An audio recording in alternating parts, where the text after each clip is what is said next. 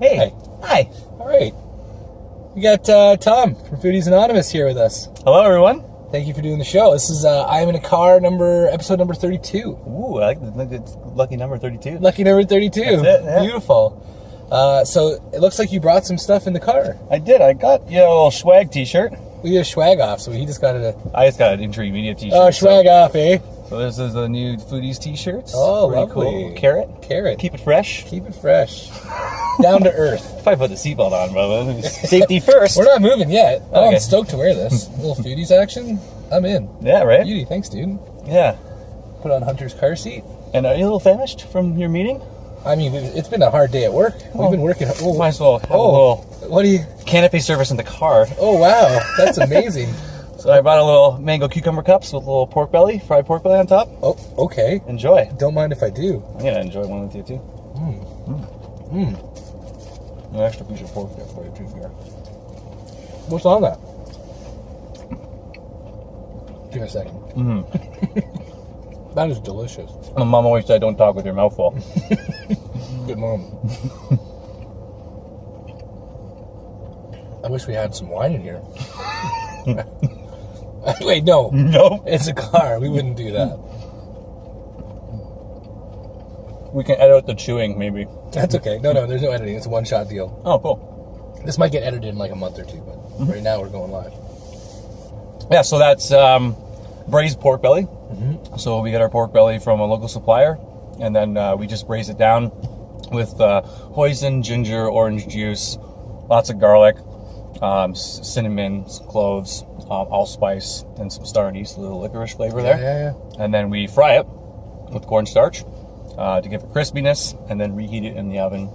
And then a little bit of our homemade hoisin glaze on top. And it's stuffed, so it's put on top of that cucumber cup, which is just hollowed out cucumber. Yeah. But not go all the way through, so we can leave a little cup so it doesn't, bleed through. And then our house vibrant mango chutney. So mango chutney is, fresh mangoes when they're in season. We buy a lot of them, and then we make a large batch. Usually you do like a gastrique, which is a vinegar sugar mixture and some spices, and then you mix that with your sautéed onions and your mangoes, and then we'll freeze that down and back seal it into bags so that we can use it throughout the whole year. So you'll see it in different events that we're over the course of the winter time. Yeah, it's not in season, but we buy our stuff when it is in season and use it when we can. So you get a little bit of freshness throughout the whole year. Awesome. Yeah. All right, sweet. Well, thanks for the bite. Yeah, right. And the swag. Right. Thanks for the swag too. It's nice. Let's go for a drive. Nice. So Tom Robinson, Foodies Anonymous. Maybe we usually start off with a little Coles Notes summary, like where you're from, how you got started, and what you're up to these days. Yeah. So I'm born and raised in Guelph. Woo. Yeah. Right. Woo. Guelph. And I've been cooking since I was probably like 3-4 years old. I used to caution tape off the kitchen so no one's allowed in, and I'd go over and take menu, take orders from my dad, even though he'd be like, I want lamb, and it's like, great, you're having chicken because that's what we're having for dinner. No one else was allowed into the kitchen. Cooking by mom, she was born and raised on a farm, so she's a farm girl, dairy farmer. Yeah. Her roots are obviously the women in the farms back in the day would hunt, would do all the chopping and cutting and cooking and baking and all that stuff. So I learned a lot of roots from her. And then when you had to choose what your career was going to be when you're in high school, it was very hard for me to kind of choose what I wanted to do. But I did know, and I was already working at the time at a local restaurant, Aberfoyle Mill, and I was just like, you know what, maybe I could make this a full-time thing. Yeah. And so that's what I did. So I finished high school, then went right to Stratford Chef School, graduated in 2007 after a 2-year program, and then went out west, worked for a lot of different local restaurants here in Ontario. Did a little steam out west. Up north, I've done some stuff in the Arctic, cooking in the middle of nowhere, which is really, really cool. Learning from the Inuit of how they do their stuff, which was really, really unique. The cooking aspect really allows you to go anywhere in the world. Yeah. People will pay for you to go anywhere in the world because cooking is a trades job, and trades jobs are obviously in dire need in certain places. Yeah. Yeah. That's cool. So then you started Foodies Anonymous. When did you start that? So me and my business partner, Jordan Thompson, he's a CIA graduate from New York City, but he's also a Guelph local. And so we went to high school together. We met up in Muskoka in 2009. Yeah. And worked together for our first time ever for about 5 years. And then he went off and did his thing in Australia. And I was still up in Muskoka doing the 6-month kind of routine for those hotels up there. And we were always chatting and wanted to maybe we want to do our own thing. So we were chatting, and obviously we said, let's stop doing the corporate thing, and let's do everything ourselves. So we started off rinky dinky. So you jumped off a cliff? We jumped off a cliff, started rinky dinky, and I mean, our trailers were wooden, stuff would fly off on the 400, and it wasn't really ideal, but the thing is, our setups, people will be like, so after their meal, they'd be like, you cooked that in that? Be like, yeah. And they're like, wow, that was amazing. So, I mean, now, after 5 years, we're 3 years into our incorporation. Me and Jordan as the owners, and then we use our servers from different locations from where we are. So if I'm up north in Muskoka, I got a list of servers or staff members up there, chefs that I can utilize wherever I am. So I don't have to pay for drive time and that kind of thing. So now we've got full mobile caterers. So we've got two 12-foot trailers, both have walk-in coolers in them, and we call them Recon 1 and Recon 2. Beautiful. You got to have some cool names because you're Flight Team Go! Flight Team Go! And then we cook out of a 45-foot kitchen trailer that we got from Corner Brook, Newfoundland 3 years ago. Yeah. Because we wanted to be able to close down whenever we wanted to, not have a brick and mortar. Obviously now we do have a brick and mortar. We do have a shop. We're located out in Eris. Okay, beautiful. Which gives us a lot of farmland and lots of space to keep all of our stuff inside instead of having it originally one place had this much stuff, and you go into a job site and it's like, where's that? It's like, now everything's under one roof. Right? Yeah, everything's under one roof now, which makes it so much easier. Now it's just putting systems in place, which the systems are in place now, so that we can, do everything perfect and to the standards that we have. We rate ourselves as very elite 5-star chefs. So essentially we're mobile chefs, but we are now caterers. So we do lots of weddings. Our wedding track has already started. We had our first one a couple weeks ago, and every weekend we do about 2 or 3. We're capable of doing up to 4 every week. Okay, good. So then, with regard to when you started this whole thing, and you decided to do it with a friend of yours from high school, I know from my experience anyway, working with business owners and specifically partnerships, emotions can get hot, conflict can come, communication's necessary. So when starting a business as a partnership, what was that like? What kind of issues did you run into? And is there any advice you'd give to somebody who's thinking about doing that now for something that they would, either they need to focus on or they should look at avoiding? Right.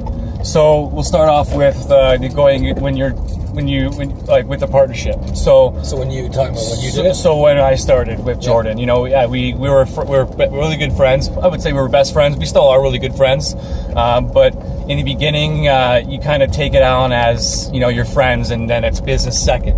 And then you have your ups and downs. You have your your dilemmas and different things that this bothers you about this person, and then he has the same obviously towards you, because you have to understand that there's two people. So if you have an opinion, he has an opinion. Right. So you really have to be communication involved, really highly. Yeah. So now we went through a little bit of a rut. Not gonna lie, every partnership does. Sure, absolutely. And now now it's partnership, business first, friends second. And the thing is I can go home and relax with my wife, and Jordan can go back and hang out with his wife, and giving him time. He needs time off, I take the leap and cover for him, as well as he'll do the same thing for me. Right. So you do go through a little bit of a bump road. Having partnerships obviously is we used to have 3 partners. So Jordan and I, and with another partner as well, so he wanted out. So then you have to do a buyout, which is always tough, because you don't want to burn a bridge. And Jordan and I have never really burned bridges with any chefs or anybody that we've actually worked with. Because let's dig on that for a quick second then. So you you had a partnership. You think, you know, when you start off, things are going to be awesome. It's all fun. And then you guys hit a bit of a rut, or, you know, a bit of a low point. So, like, what did you do to get through that together? Like, how did you, like, so you're sitting there, you're like, oh, this isn't working. This thing's bothering me. And, you know, maybe he's thinking the same thing. Like, you know, why is Tom doing this stuff? So, like, what did you guys do to get through that? Because right now, whenever you guys are around, it's like, it's a party. You guys are having a blast. Exactly. So what did you do? So we actually had a mediator come in and facilitate. That's a really smart. good. My best friend actually came in, Fred Scheuer, who was actually working for A3 Media. Oh, he's a good dude. And he was mentored by my dad, Ray Robinson, who's big in the industrial real estate agency kind of thing. So he's an SIOR guy. So my dad kind of influenced Fred, and then obviously because me and my dad always clashed. Now Fred became Ray Jr., you know, and I call him Ray Jr. sometimes, but doesn't like that. But you know, he came in as the mediator, you know, and I was worried because maybe that would disrupt our friendship. Right. But at the end of the day, you know, Fred laid down the ground rules. We met every week for about 3 months, and then we stopped meeting with Fred because me and JT were in the process of we wanted to kind of just take it on our own now and see where we could go from there. And obviously, you know, there are some issues that you can always come across with, you know, different points of view and how you want to do it this way, you want to do it this way. Yeah. But at the end of the day, now it's just do it. Like if this is what you want to do, great, let's do it that way. Perfect. You know, there's more than one way to skin a fish. You know? So yeah, that's awesome. Yeah. So can you tell us a little bit about, like, okay, so when you decided, okay, you got this full-time gig. I mean, you were rocking it. You're up at the Muskokas like half the year, living the life, and then you're like, you know what? Let's stop doing this corporate thing. Let's start our own thing and jump off that cliff. Yeah. Like, A, why? And B, like, how did you get your first customer? Because I know a lot of people that have great ideas, but they don't necessarily know how to get out there and get people to pay them for them. Right. So we wanted to kind of jump off that cliff because corporate was just kind of wearing and tearing us apart. You know, you're working 70, 80 hours a week for these corporate people, and some of the things that you do, sometimes they just don't appreciate as much as you would if you were your own owner, essentially. So we decided that we would want to do something like that and jump off that cliff and go down the route of owning our own company. Yeah. You know, getting the name was probably one of the easier things to do. Yeah, so where did it come from? So a couple bottles of wine. That always helps. And a large list, probably like a couple pages. Yeah. Different names, lots of little acronym things, and Foodies Anonymous. And we passed that over to our parents' friends and some family members, and unanimous across the board was Foodies Anonymous. And so that made it really, we thought it was going to be hard to find a name that would be catchy with people. And Foodies Anonymous was more of like, you know, the idea is that it's anonymous. So, you know, we have lots of different chefs that we have, we have 3 or 4 that we profile on our website. Some come and go, but, you know, if you book an event, you know, you're going to get a chef. It's an anonymous that you're going to get, you know, a Jordan or a Tom or a Patrick or a Shane or whatever the chefs are around, but you know you're going to get top quality because we are overseeing everything that we're doing. Yeah. What was the other part of your question? Sorry. Yeah, it's okay. How'd you get your first customer? So like, first customer. I talked to all these people that have these like great marketing plans, and they're looking for financing, and they need like VC, and they're looking for like private equity and all this kind of stuff, but they haven't got anybody buying from them. So our first client, in-home. So this is the thing. We have 3 different sections. We have in-home, we have corporate, and we have weddings. Okay. So in the beginning with the 3 owners, I was dealing with in-home. Jordan was dealing with weddings, and Patrick was dealing with the corporate stuff. Yeah. Our first gig with corporate was with TFAL, so Group Seb. So we ended up we were up in Muskoka, working up there, and we got a gig with TFAL with Group Seb for Emeril Lagasse. So Emeril Lagasse was coming to Canada. You know, bam. That guy, bam! Yeah, so he was coming to Canada. He was coming to the Shopping Channel, so in Mississauga. So how did you get that gig? So Patrick, he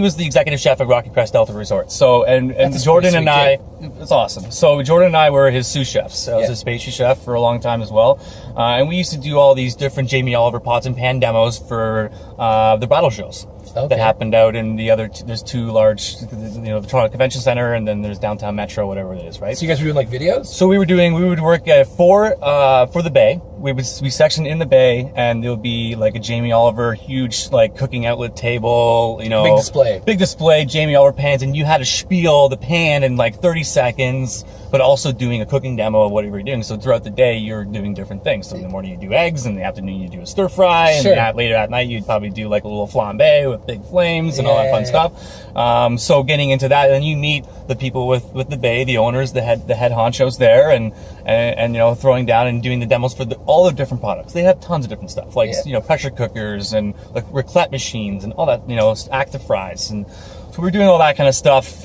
So they called because they Emerald's team was coming in and they needed a hand for their long weekend, which was 4 days. Essentially, it's enough food that they have to supply a full restaurant for an entire month, and we were cooking that in 4 days.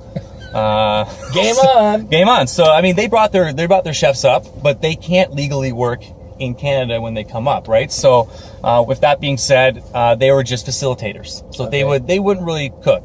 I mean, they would help out and hold a knife, but they were there because Emerald's doing the show, and they would want to make sure that everything was sectioned out and how it was displayed and how they used to do it. And they were also on the TV stations, you know, that were doing the different demos of different things. And then Jordan, Patrick, and I were in the background cooking everything with all of Emerald Lagasse's cookware, and then putting it out on their, you know, Emerald station and making it all look nice. That was a really big moment for me. Some of my things was like, you know, on the fly, like this chef Mike would come back and be like, we need something. He's got 10 more minutes. We need something. I'm like, how about eggplant parmesan?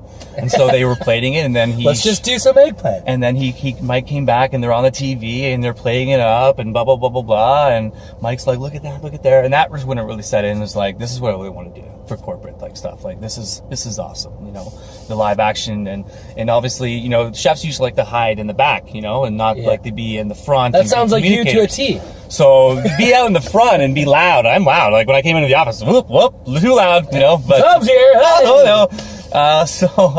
You know, it's also being out, and that was what Delta, what the corporate stuff allowed us to see. You know, you go out and do the white coat program, it was called, for the Delta. So you would do like, you know, come out and say hi to the guests when they were down their meal. If they didn't like something, you came out and you explained why. Why? It's always about the why, not about the how. How did you prepare it? It's why did you do it this way, or why did you decide to use this product instead of this product, or go local, or whatever. So, you know. Then that's the corporate stuff. So that's how we got into that kind of gig, with doing like, that's more of like the corporate, you know, product placement kind of stuff. So, and we do a lot of that kind of stuff as well still. So we still do some stuff for Jamie Oliver Pots and Pans, Emerald stuff. They haven't been here in a while, but I still have contact with most of those guys, and it's great, you know. So how'd you get your first in-home gig? So in-home gig. So my mom's friend, Pauline Ray. So sorry, Pauline. Hi. Hey, big shout out, Pauline.